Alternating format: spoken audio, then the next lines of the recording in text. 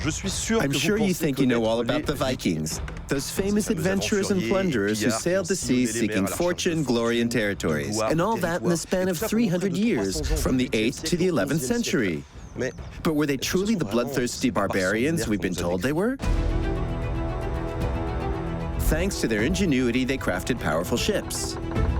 The Vikings were definitely some of the best craftsmen. They put a lot of their pride into their ships, with which they transformed the fate of Europe, often in a bloody way. They disembarked by surprise, causing panic. They were also clever merchants and craftsmen, who developed a more refined culture than we originally thought. This is not just a rough place for barbarians. This is a community of people with taste in music and art. On board their vessels, Vikings settled in lands still unexplored by Europeans in a more strategic way than we thought. They don't go there by chance or accident or get lost at sea or whatever. And the role of women remains a matter to be discussed. Did she have warrior, commercial, or political functions? These Scandinavians performed mysterious rites to win the gods' favors. Every 9th year, they would sacrifice 99 horses and 99 humans. Thanks to archaeologists, our knowledge of the Viking Age keeps growing. What can we find behind this wall? That's the question. Oh, let's take a look and see.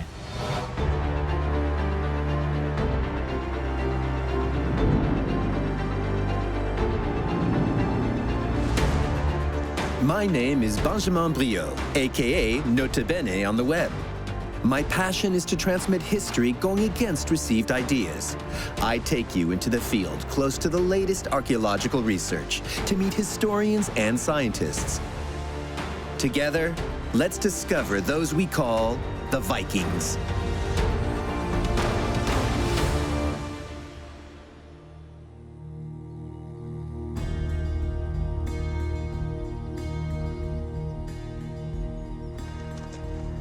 My investigation begins in Denmark, one of the Vikings' cradles. In the early 8th century, there were no unified kingdoms in Scandinavia, but a set of societies reunited around their local leaders. So what motivated the emergence of the Vikings? At Ribe, archaeologists made an extraordinary discovery: the remains of a commercial port dating back to the 8th century. The excavation director, Søren Sindbæk, tells us how this market fostered the start of the Viking Age, generations before the raids. You're standing here essentially on a lost city of the Viking Age. This was the center of the earliest town in Scandinavia, or something which is definitely different from all the villages spread around the countryside where people lived. So it's true, as we're walking here, it's beautiful. But it's rather difficult to picture what this urban center looked like. We'd probably be surprised because there would be no multi-story houses or big stone buildings. It's all little thatched houses. But to somebody in the Viking Age, it would look very special because it wouldn't just be farms placed on each their plot of land. It would be house next to house, next to house, next to house. And in every house, something special is taking place. Here there will be comb makers and bead makers and all sorts of craftsmen. And the activity that took place here, compared perhaps to other ports, was it rather seasonal or all year round? When we started our excavation, we thought that this had started out as a seasonal market. But we found out something very different. And we saw that from the very onset, there were permanent houses here all the year round. What made Ribe such an extraordinary place in 8th century Scandinavia?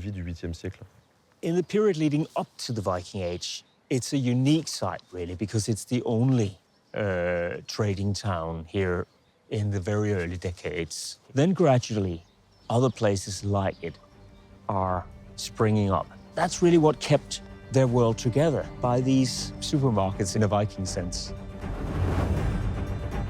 From the Danish marketplaces of Ribe, then Hedeby, to the Norwegian market of Kaupang, or even Sweden's Birka, the Scandinavians spread a whole new commercial network. They connected to international trading posts like Hamburg or Quentovik. It was a turning point of their history. To expand this trading, the craftsmen produced numerous goods intended for sale. In Ribe, plenty of these objects have been found, beautifully preserved. They highlight unknown aspects of the Scandinavian culture. Look at this. This is what they made. Amazing, it's really refined, plenty of details. Exactly. So the Vikings actually took care of themselves. They were very elegant and they were very conscious about their looks. They were pretty well off and they had nice things like this and wore nice clothes. Did they also wear jewelry? Lots of that. Look at this little one. That's just one of the best pieces. Oh, so, a small axe. Yes, this is amber. It would have sort of been in a little chain or something here. Perhaps it's a religious symbol or protection symbol. I really feel like a child in front of all this, discovering all these objects. One of the things we found, which was really extraordinary and we really hadn't expected, was this here. I'm gonna take this out very carefully because this is a very rare object. So this was the upper part of a lyre. And this is something we always thought was just for the finest aristocrats. And here's this piece found in a small house on the street in Ribe. This is not just a rough place for barbarians. This is a community of people with taste and music and art. So this is the very beginning of the golden age of the Vikings. Can we say that Ribe is the start of the Viking Age? I think that it is. There's a model of how to conduct trade, and with it, sailing long distance becomes a key part of the culture, and that's what creates the Viking Age. Strictly speaking, the term Viking refers to any person who sails at sea to acquire wealth and goods. The development of maritime transport gradually led to the design of a revolutionary ship, the longship, which would sow panic in its path. At the Roskilde Museum, curator Morten Raven tells me the secrets of the longship's power, a decisive element in the Vikings' expansion. A longship is a ship which is long and slender. So in this case, when it's a large longship, it is almost 31 meters long and a little less than 4 meters wide. The longships were used for a fast transport of an armed crew. So it's quite a light design. They were very flexible and strong at the same time. So in these raids, these ships were very superior and very designed for that kind of warfare.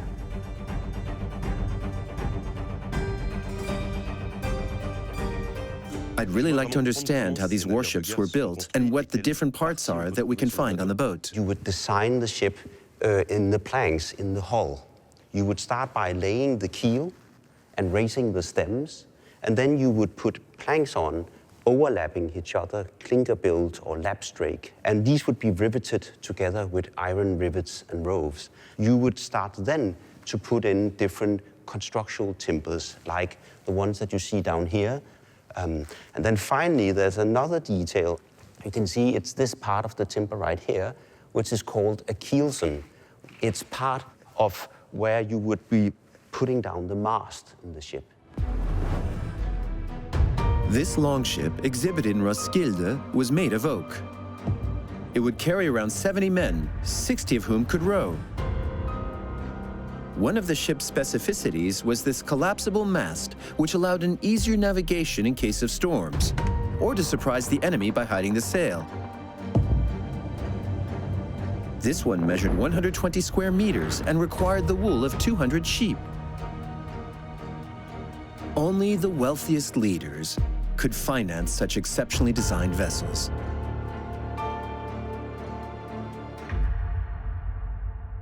Without these ships, the Vikings would never have made it this far across Europe. We could say they were probably the best carpenters or the best navigators of their time. So in terms of here in Northern Europe, the Scandinavians, the Vikings, were definitely some of the best craftsmen building with wood and building in this style. They put a lot of their pride into their ships. The top of the technology in those days was ships. Adjacent to the museum is a shipyard where Viking ships are reproduced.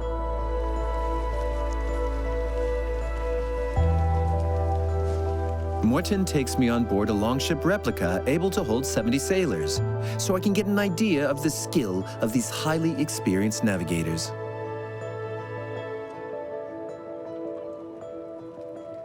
That's a lot of people for the ship. How do they manage for food and equipment? For a large crew like this, you would have provisions for about 1 week, and the provisions were stored below deck. You can take the deck planking out, and here below deck you could have not only provisions, but also weapons and other equipment and supplies. On such a large ship, there's also the question of communication on board. I guess it must have been difficult to communicate? Yeah, you should imagine when you're out at sea, there would be a lot of noise from the wind and everything surrounding you. You would also have a large square sail in the middle of the ship here at the mast, which would make it very difficult, if not impossible, for the helmsman and the skipper in this aft end of the ship to actually see where they were going. And we found out that you could use a middleman. And a middleman would be a person who would be standing here by the mast, and he would be the one who would communicate the observations done by the lookout, but also the commands from the skipper to the rest of the crew. So in this type of boat, were there only professional warriors? Or were there also farmers looking for a better life somewhere else? You would probably have a mixture of both quite professional warriors and also people who at some times were warriors, other times were many other things. And such a longship that we are on board now is actually quite a good place to train a crew to, instead of being just one warrior, then become part of a military unit, like a community on board a longship. With these ships from Scandinavia, the first raid started in the middle of the 8th century. In 793, the Vikings attacked an English monastery in Lindisfarne. This plunder was seen as a sacrilege and deeply affected Christian Europe. From 799, the Northmen plunged the Franks of the Carolingian Empire into terror.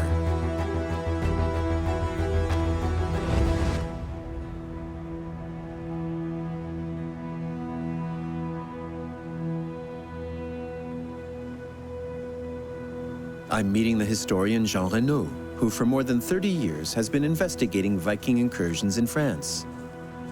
Hello, Jean. Hello. Thanks for your time. My pleasure. So where are we? We're on the beach of La Linière, north of Noirmoutier Island. Noirmoutier is one of the very first known targets of the Vikings in France. This beach is well situated, north of the island, easy to access, and perfect for a discreet Viking landing. They disembarked by surprise, causing panic, which was essential, taking everything of value they could get their hands on. Then they set sail again as soon as possible. All this was done pretty quickly so that no resistance could be organized. So speed was one of the essential tactics, as was discretion, and perhaps also information and intelligence. Indeed, the Vikings were well informed, either by hearsay or by meeting merchants during their travels. They would have heard about the prosperity of this monastery and of its port, too.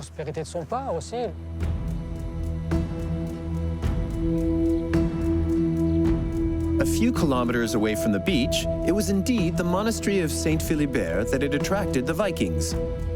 The abbey was completely destroyed a long time ago, after numerous attacks. But at the time, the raiders would have seen a vast domain surrounded by a monastic enclosure where an abbatial church stood, a cloister, and a part a sanctuary. The chapel housing the sarcophagus of Saint Philibert. East and southward, the sea bathes this monastic enclosure, creating a natural harbor. Why did the Vikings come this far? What in this abbey interested them so much? What interested the Vikings was getting rich. They were attracted by the wealth of the place, of the abbey itself, and therefore they were also attracted by the monks' intense port activity, and in particular, their trade in salt, which was a much sought-after substance for the Vikings. These Vikings were attacking the abbey. We can imagine that the village was nearby. Were the villagers also a source of wealth? Ah, yes. You mean they may have taken captives? Yes, they probably did. Slavery was indeed an important source of income for the Vikings, and so it would have been part of the spoils. For more than 40 years, the Vikings assaulted the island. Nothing was left of the abbey but a few traces in the crypt underneath the current church.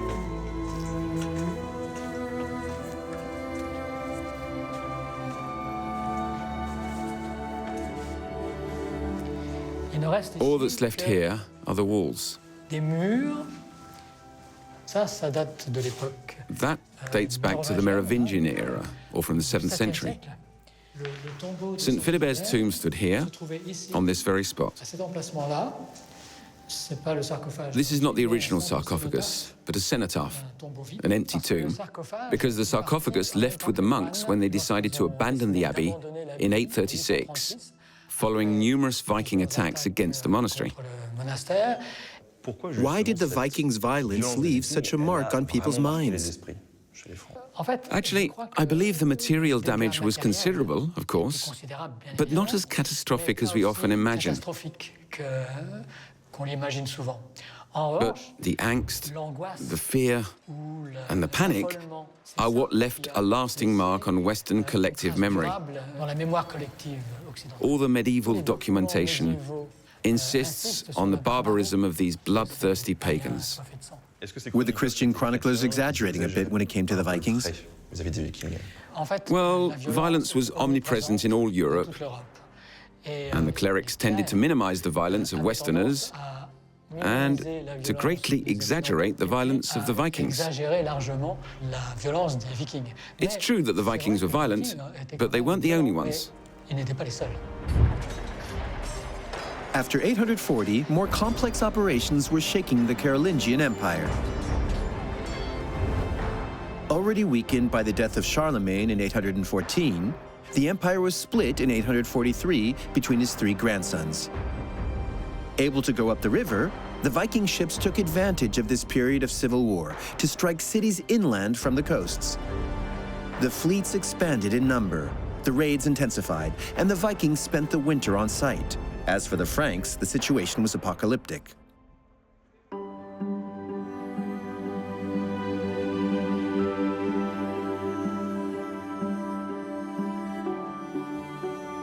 At the Fine Arts Museum of Rouen in Normandy, Lucie Malbos, specialist of medieval history, shows me a series of objects testifying to the Vikings' occupation of France.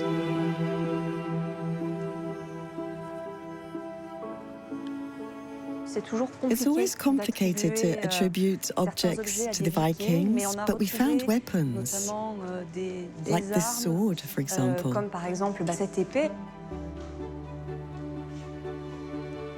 A sword is not just a random object, it's a weapon, a warrior's attribute, but also a statutory item. Of prestige.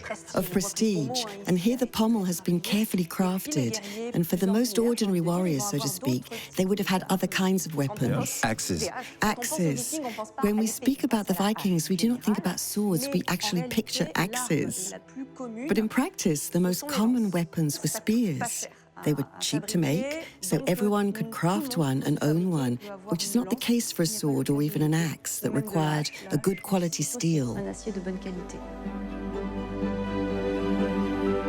In the display cases, there's no trace of horned helmets. If they ever existed in the Viking Age, it would have only been in a religious context, and they were popularized in the 19th century through the German romantic operas of Richard Wagner. But on the battlefield, these horned helmets were never worn by the Vikings. And just below, what are all these fragments? It's a treasure that was buried at the very end of the 9th century and that we could consider to be Viking because there were very few Carolingian coins. There were only two. Alongside the coins from England, we also have a dirham originating from the Arab Muslim world and small fragments of ingots. To collect such an important booty, the Vikings plundered, extorted ransoms, and developed trading routes. And at the end of the 9th century, the Scandinavians seemed to be everywhere. Their attacks led to conquests in England and Ireland. Their hordes swept along the Spanish coasts, in northern Africa and in Italy. Westward, they took part in the founding of the Kievan Rus, ancestor of Ukraine and Russia. They traded up to Constantinople and Baghdad, redrawing the map of the medieval world.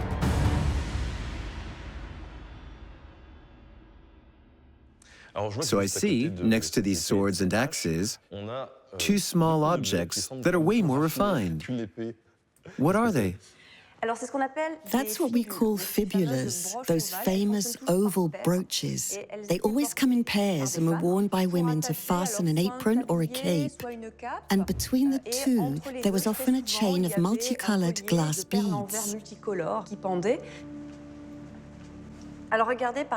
Take a look, for example, at the details and the meticulous work on these two brooches. We can distinguish small animals that look like cats, perhaps, or felines, usually with intertwined legs. These two were found in France at the edge of a small village called Pitre. They may have belonged to a Scandinavian woman. We don't know for sure, but these brooches tell the story of those women. And what exactly was the role of these women? Were there really female warriors? I know that a grave was found in Birka of a woman with warrior-like attributes. What about it? True, and for a long time it was thought to be a masculine grave.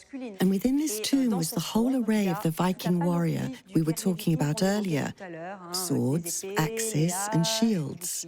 In the years 2015 to 2017, DNA analyses were carried out, and we realized that, in fact, the remains were those of a woman. Was she a warrior? Perhaps. She does not have any signs of blows or bruises, but there are plenty of other hypotheses. So we're looking at a grave which had been staged. The objects laid down were meticulously chosen. Actually, one thing is certain, and it's that this woman was someone really important. Did she have warrior or commercial functions? Or maybe political? We can't know for sure, but she definitely was an important figure. In France, too, the Vikings didn't only behave as warriors. They also wanted land. Some of their leaders built relationships with the Franks and the Carolingian kings.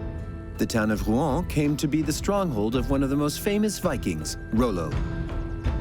In 911, King Charles the Simple offered him an alliance to protect the kingdom of the Franks against other Viking armies that often had ambitions of their own. In return, he received land around Rouen and in the region of the Lower Seine, along with the title of Count. Rollo renounced his polytheistic religious beliefs. He accepted baptism and then Christian marriage. In 933, new lands were conceded to create Normandy, the Northmen's region, an exceptional story in France.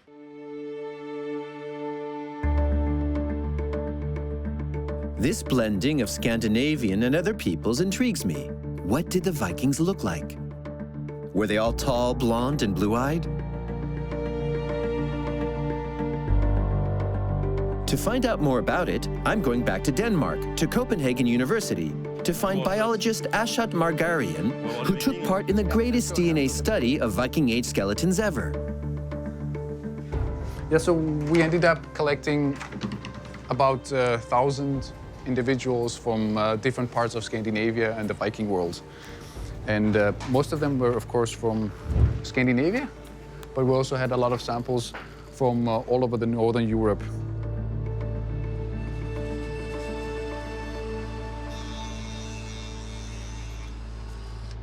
So the raw material for your work is this type of bone you found? These are some of the bones that, for example, we use for the analysis. This is part of a Petros bone. It contains very high-quality DNA from the ancient samples. And we also work with teeth. We use usually the roots. These are also very good for DNA extraction. These analysis techniques are recent. Published in 2020, the genetic study of the Vikings unveiled unexpected results to the world and enabled the creation of facial reconstructions. We were able to see that, for example, the Vikings were far more diverse than we originally thought. And this is, for example, one of the reconstructions. This individual is clearly with brown eyes and black hair. As you can see, it was not like a cliché Viking with blonde hair and light eye colors, but this specific individual was looking more, let's say, Southern European individual. Statistically, Vikings probably had even higher percentage and fraction of darker hair colored individuals, so compared to the present day, for example, Danes. And yeah, that was something that we didn't expect. It highlights the fact that there was a lot of mixing with other populations. With this study, we actually figured out that during the Viking Age, there was some significant gene flow into the Scandinavia from the southern Europe and also from the Baltic region, east from Scandinavia. So this is something we didn't know before. When we think Viking Age, we think Vikings went out and raided, but there was also a lot of gene flow into the Scandinavia. And researchers believe it was, among others, slaves or merchants' genes mixing with Scandinavian ones. Even more surprising, these DNA studies proved that skeletons found in a Viking graveyard on a Scottish island belonged to a local population. In other words, Scandinavian genes were not really necessary. Being a Viking was more a way of life.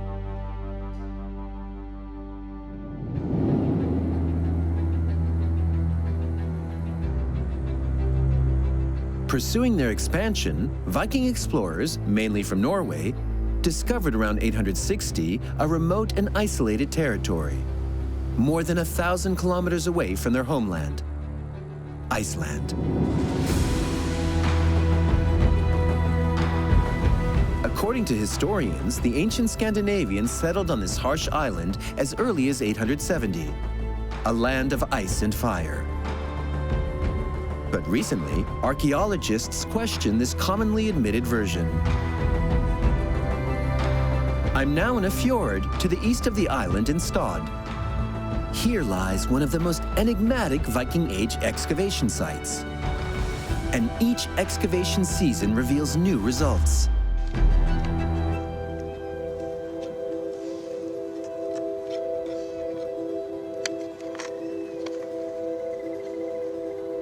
Since 2015, archaeologist Bjarni Einarsson has been exhuming remains of houses that baffle historians.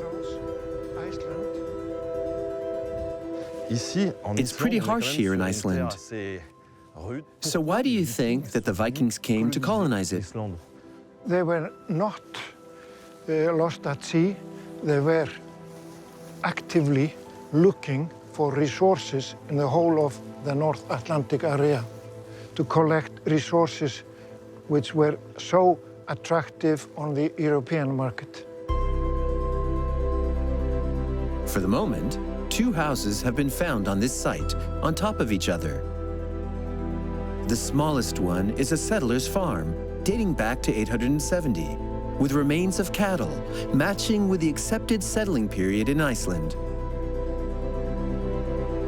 But it's the second house that intrigues Bjarni. What was remarkable here is that under the settlement farm is another hole, much, much bigger. So far, we have some C14 datings that indicates somewhere shortly after 800, few decades before the settlement. And that is not a settlement farm because we lack the animals. It was a seasonal occupation in this area to extract resources from the country. According to Bjarni's research, this huge single-story building was more than 43 meters in length. Its walls, built with insulating turf and grass, were 2 meters thick. A construction with very few openings and some chimneys built on a grass-covered roof. The building would have housed between 30 and 60 individuals, under the management of a leader or the representative figure of several chiefs. On this excavation site, what type of objects did you find that are related to this ancient building? So far, quite few. But we do have some jaspers, chalcedons, and iron, and then we have the whetstones. So if you think about the whetstones, which were used to sharpening something, and that something was used to cut, then we know that cutting things were important on this site. They were cutting animals like whales, sharks, and seals, extracting oil from mammals from the sea. It has been such a production in quantity that it must have been for export. They show us that these people were trading. This exploitation of the island's resources, only done during the summer season, shows that there would have been a first stage of occupation before the definitive settling. When people came here first, producing what they were producing, they not only took their products over to back home, they also took with them the knowledge about this new island in the middle of the Atlantic Ocean. So people started to sail over the Atlantic to settle down in Iceland. So this early phase, which we can call the seasonal phase, is absolutely necessary. And on the basis of that, people decided to come and settle down. So these Vikings were not just reckless explorers, charging ahead and leaving behind everything they owned. They had a more thoughtful approach, where they prospected and studied the resources available, and colonization was much more gradual than we commonly think. People don't move unless they have information about the place they are moving to. They don't go there by chance or accident or get lost at sea or whatever. If I can prove it, this might change the perception of the history of Iceland quite radically.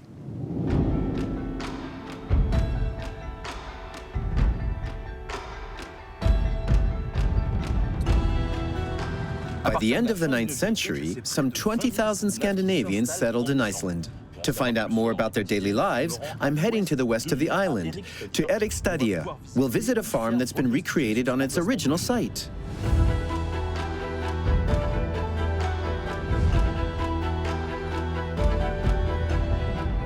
Rain Mason, who owns this place, is going to give me an immersive glimpse into the world of these settlers' families.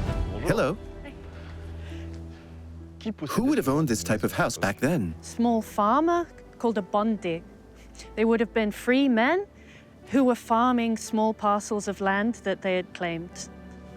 Can we go in?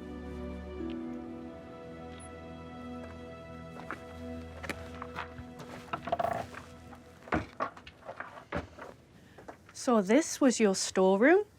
You would have your firewood, your valuable tools from the farm that you don't want to leave outside.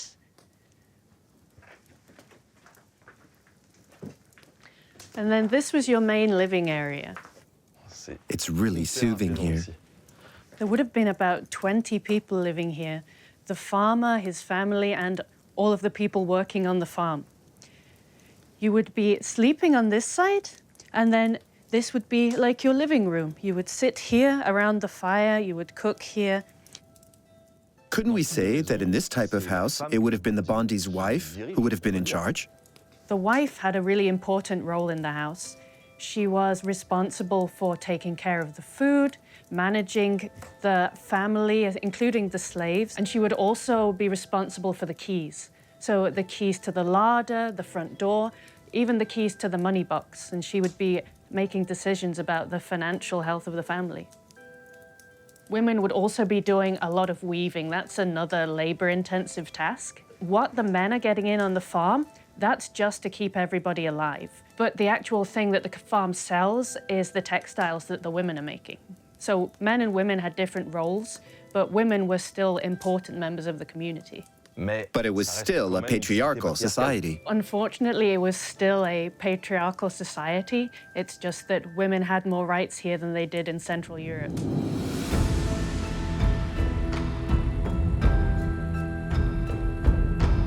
And in this farm in particular, according to the sagas, lived the family of the Viking chief, Eric the Red.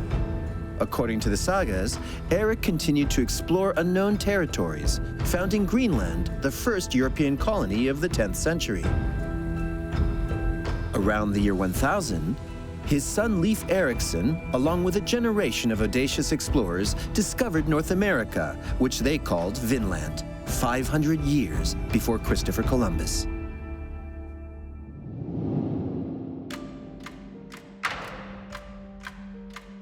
The Viking era thus led to wonderful accomplishments. Even on the political and legal level, the Scandinavians set up an innovative system. In Iceland, there was no king with absolute power. Actually, by 930, the Scandinavian settlers had established quite an original political structure, a free state governed by free men called the Althing, which is directly inspired by the Thing imported from Scandinavia. The archipelago was led by local leaders that would gather here once a year in this absolutely majestic place, Thingvellir. The Althing is considered to be the first European parliament, founded in 930. Most likely, on this boulder, a speaker proclaimed laws out loud. In this context, each participant could have spoken about collective or commercial matters. But it would be exaggerated to see in the Althing a democratic institution. The individual mattered little. It was the group which decided on the sanctions to punish crimes and offenses.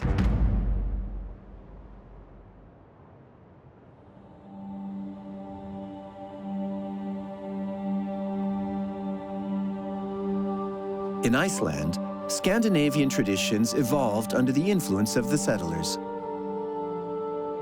But what about their polytheistic religious practices? Which divinities did they worship? To figure it out, I have an appointment in a place that looks a bit like the moon, and that's been shaped by intense volcanic activity. Terry Gunnell spent his life studying Nordic myths. He guides me through this immense field of lava, where lies the signs of a mysterious ritual.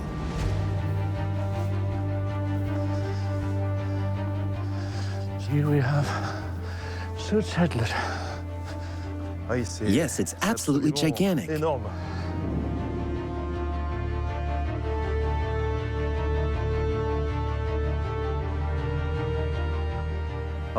So here, Terry, it's almost like an end-of-the-world landscape.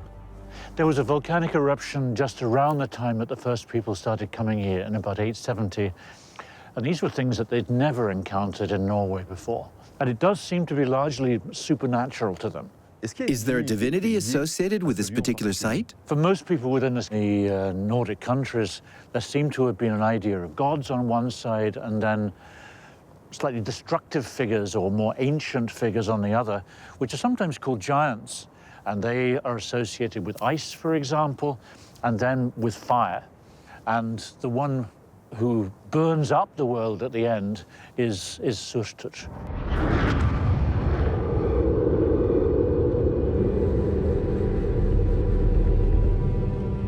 So he would have been the one that's associated with something of this size, and the fires within the ground. Welcome, let's go down. Okay.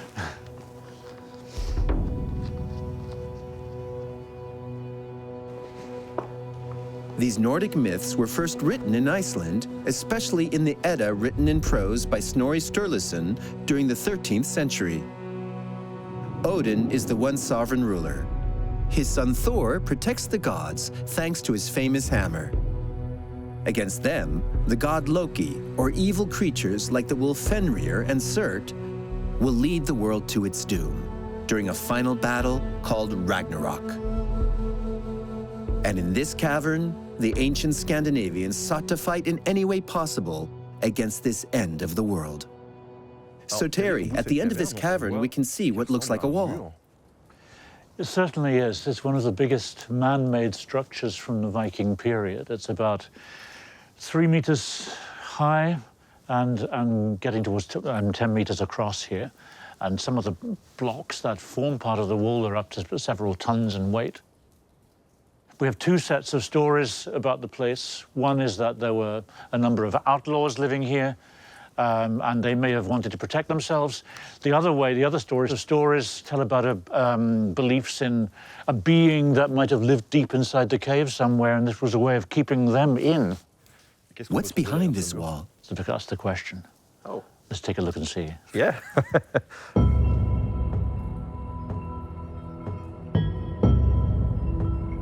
The Vikings truly defied the elements, traversing kilometers in these dark galleries to protect themselves from the fire giant.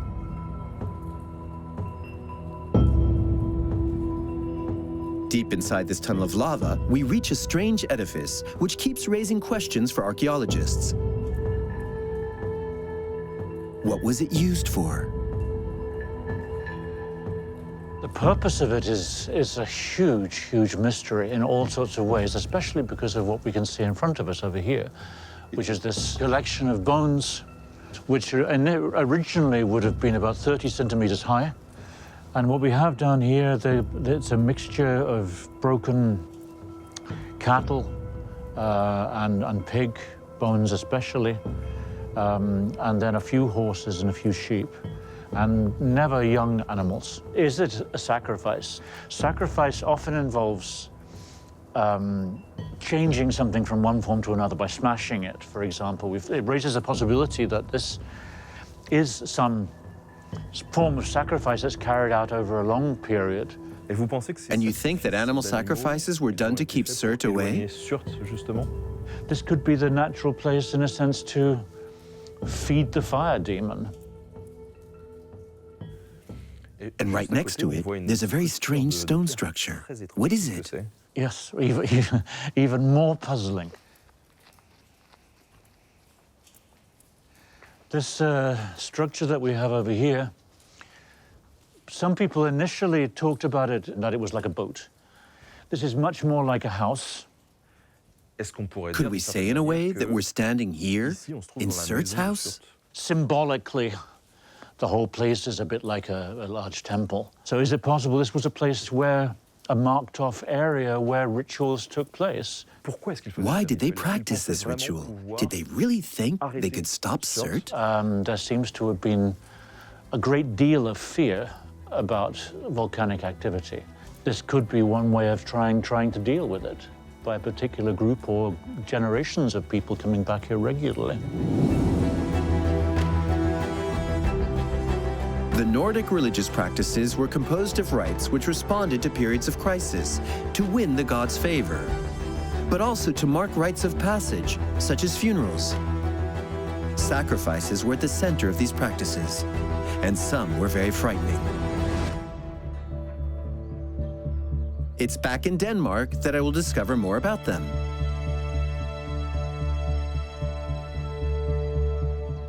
In Lyra, the archaeologist Julie Nelson explains to me all the different aspects of this astonishing site, even the most terrifying ones.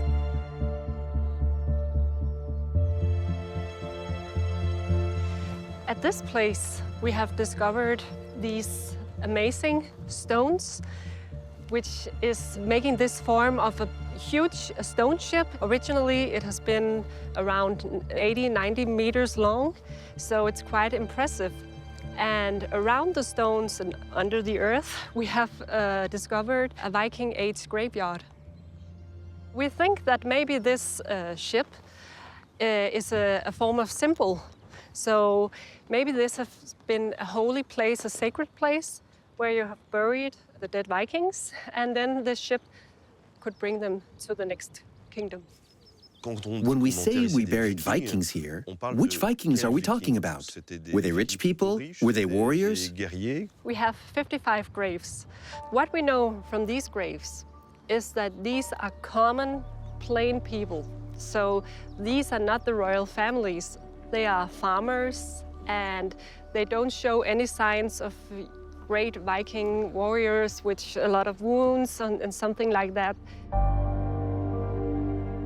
Lyra was also a place of cult where great ceremonies were held, led by local elites, staging scenes of ritual processions. Fragments of Osberg tapestry, reinterpreted in drawings, offer clues on the running of the event. Chariots, horses, men and women bearing weapons, horns, and an animal mask can be seen. And this scene of hanging reflects one of the probable sacrifices that took place in Lyra.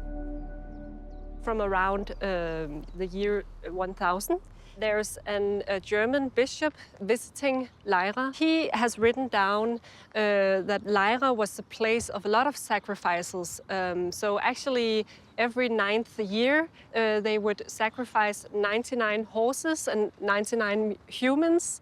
So he has described there was a lot of cultic activities going on in Lyra. Are there any signs of these sacrifices here in Lyra? We have one archaeological evidence about human sacrifice. We have this, what we call slave grave, because we have a man who is buried, and above him there's another man buried with him. And what we can see is that he is beheaded, and his hands and feet, they are bound. So maybe that was a kind of, if you had a slave in the living life, then you also need to have a slave with you to the next life. So maybe that's an explanation. At the end of the 10th century, a profound change soon put an end to the Viking Age. The unification of Scandinavian kingdoms led by one king and one god. The archaeological complex of Jelling embodies this changeover through the shape of a stone ship, its artificial mounds, its runic stones, and its church. The specialist Anne Petersen shows us the importance of this place, which is considered as a sort of birth certificate of Denmark. The whole area here must have been created by the royal family. King Gorm was probably the initiator of this site. But very quickly then, the son, King Harald, the one who is today known as King Harald Bluetooth, developed the site.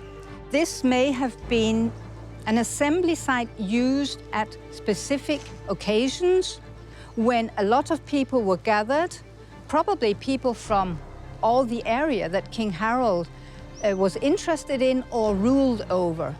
And then they would meet here. And the first meeting for King Harald may have been the meeting when everyone agreed that he was to be king. He was a very ambitious king, innovative king, but he also knew that we have to come from the past into the future. And the future is very much, at this time, a Christian future. To strengthen his power, King Harald turned to Christianity. On this site, he raised a runic stone. It's a stone carved with runic inscriptions, the writing system of the medieval Scandinavian. It's generally in honor of a deceased person, and Harald decided to renew this tradition.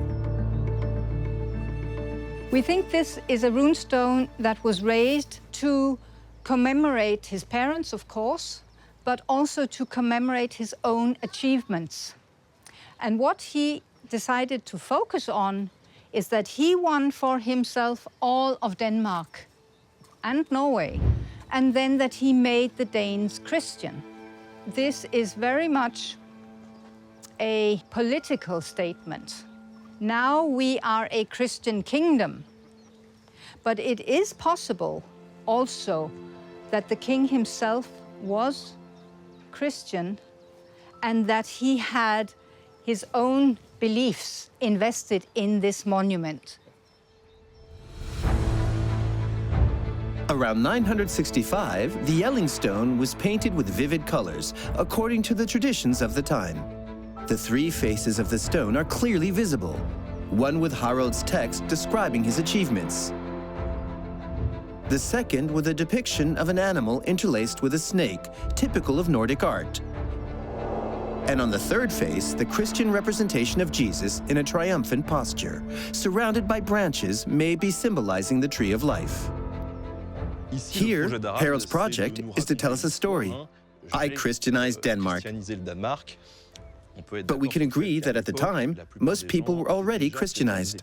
It's difficult to say from the runestone, but I believe that this transition was very much a peaceful one. I don't believe that it meant that he now forcefully converted all the Danes. I think that a lot of the Danes were Christian, were prepared to accept Christianity because missionaries had been here for a long time. At this point here, we can see change. We are moving towards kingdoms, kingship on par with what we see in other areas of Europe.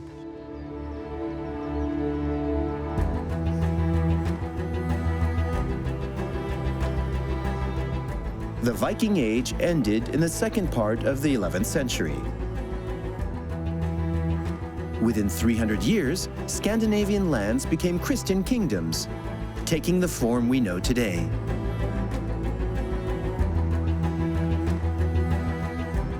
Even though we know more about the different faces of those we call Vikings than before, archaeological discoveries still raise numerous questions about them.